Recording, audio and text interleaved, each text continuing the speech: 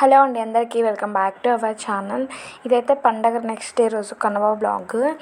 రోజు మధ్యాహ్నం లంచ్ చేసేసి ఇంకా బయటకైతే వెళ్ళాము. అలా నెక్సెస్ మాల్కి వెళ్ళాము. అక్కడ జంగల్ టీమ్ పెట్టారండి మధ్యలో, చాలా బాగుంది.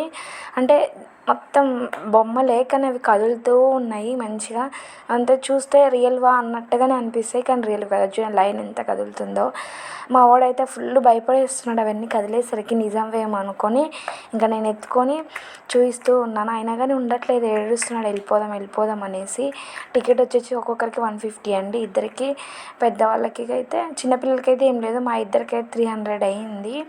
ఒక 100 రూపీస్ ఏమో హెల్దీరామ్లో ఫుడ్ తినడానికని ఇచ్చారు, కూపన్ కోడ్.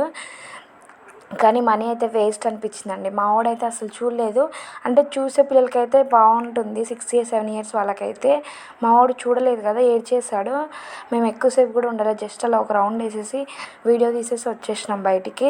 చిన్నోడైతే మంచిగానే ఉన్నాడు కదా, ఇంకా వాడికి ఏం తెలియదు కాబట్టి. ఇంకా మా పెద్ద బాబు ఏడుస్తున్నాడు.